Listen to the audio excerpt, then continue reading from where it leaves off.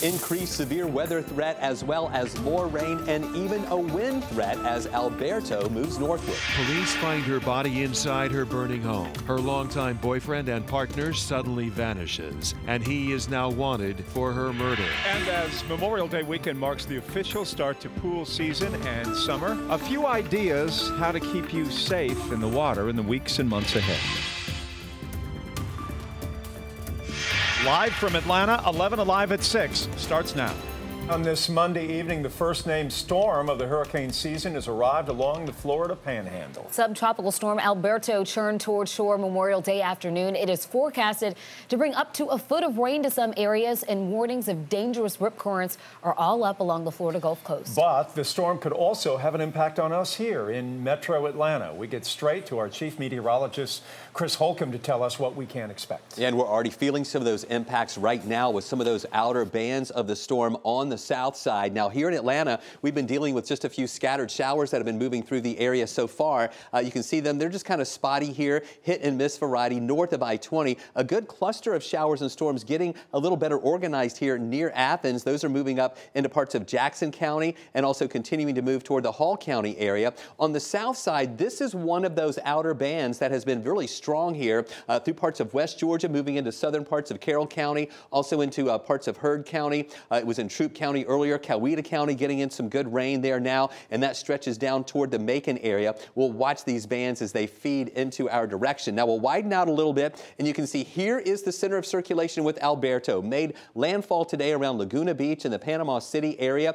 Now maximum sustained winds have weakened a little bit down to 45 miles an hour, but the storm is going to continue moving up through Alabama, and as it does that, we will feel some impacts. Let's take a look at the track of the storm right now, and it is now at 45 miles an hour. It is inland. The storm will continue to weaken as it moves up into southern Alabama later on tonight with 35-mile-an-hour winds. Tomorrow morning and tomorrow afternoon, this storm is going to be just around the Birmingham area or north of Birmingham as an area of low pressure. We will still have some rain with that and also a wind threat with that. And then the storm, at least it's not going to stall. It's going to move out very quickly, but we'll continue with some of our rain chances. Here's our high-resolution rapid refresh model showing that band of rain down on the south side. Moving up toward Atlanta. This is during the early evening hours. The thing that we have to watch with this is that some of these individual cells within these bands of rain could sometimes, with a landfalling tropical system, produce some rotation or maybe some brief spin-up tornadoes. That's what we're going to be watching for tonight. So far, we have not seen any of that. As this moves north of I-20, we see this weakening somewhat. Stay with us. We're going to break down our additional rain chances tomorrow and that wind threat for tomorrow. More on that coming up. And you can follow Alberto's track and get the very latest weather updates anytime that you would like on 11alive.com. Also, be sure to download the 11 Alive weather app for notifications while you're on the go this week. If Alberto caused you to miss your flight with a cancellation, Delta Airlines is offering travel waivers if you're going to or from certain cities. They include Mobile, Alabama, and Destin, Key West, Panama City, Pensacola, and Tallahassee, Florida. Now, you have to use that waiver by June 1st. You can get more information on our website, 11alive.com. Police nationwide now are looking for a Sandy Springs man suspected of killing his longtime girlfriend and setting fire to their home over the weekend. Family and friends of the couple are devastated, as you might imagine, and the man's own daughter is urging him to surrender. 11 Alive's John Schierick talked with her today.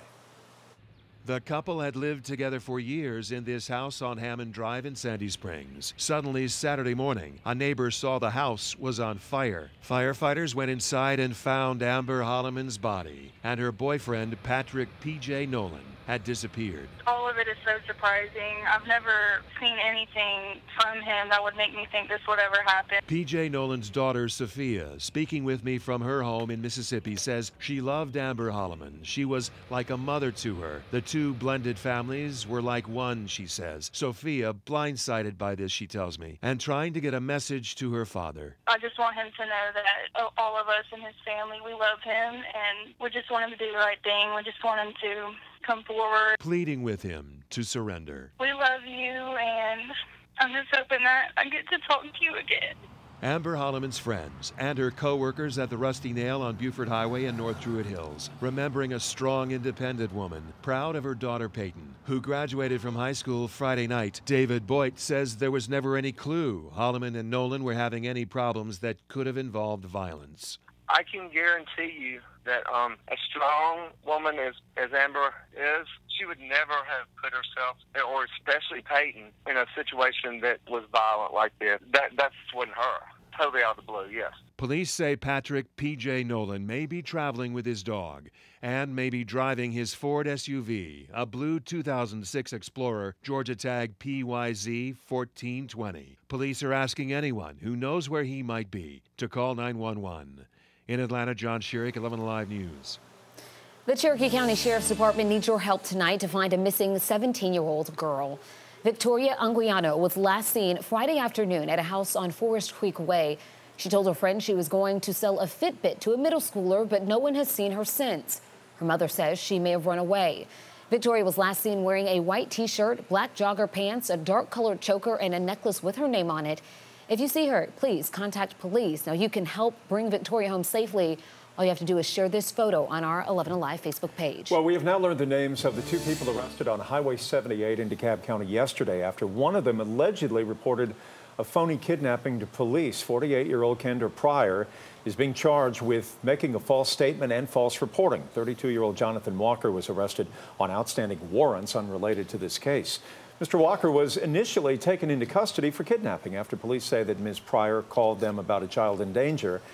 However, they say further investigation revealed there was no kidnapping, and at this point, police have not been able to find any other child. A suspected serial rapist has been arrested. Jamario Pollard was captured early this morning by the Clayton County Sheriff's Office. Officials say he's responsible for at least 2 rapes, 1 in Clayton County and possibly 2 in Fulton. In the Clayton County case, officials say he pulled a woman into the woods behind a shopping center, forced her to undress, and then rape her.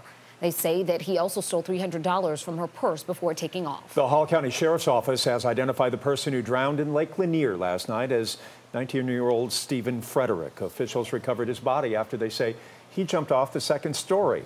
And it's a balcony of a deck on Bass Circle. He never resurfaced. At this time, no foul play is suspected. The body's been taken to the DeKalb County Medical Examiner's Office, where an autopsy will be conducted. As swimming season officially is upon us, there are tips to help make sure that you stay safe. There's an easy way to remember them, all using the acronym SPLASH. S is for supervise your kids, P for prevent drowning with a life jacket, L for look before you leap, A for arm's length away in case you need a rescue, and S is for swim lessons, and H is for have a water safety plan. Georgia State game wardens are facing a massive shortage. 43 counties in the state are not staffed by a warden right now. And while they have their current force covering those counties, the department tells our Caitlin Ross they want to fill these posts as quickly as possible. They're actively recruiting to fill 43 positions that are open right now in the state. Game wardens near those open counties are splitting the difference, trying to cover as much as they can. But the agency says it's critical they fill those positions as quickly as possible. They're recruiting all over the state, trying to get qualified candidates to apply. We're the link in law enforcement with the specialty equipment that affects the natural resources. Very important to have our officers throughout the entire state. If you're interested in becoming a game warden, we have all the information on how you can apply on 11alive.com.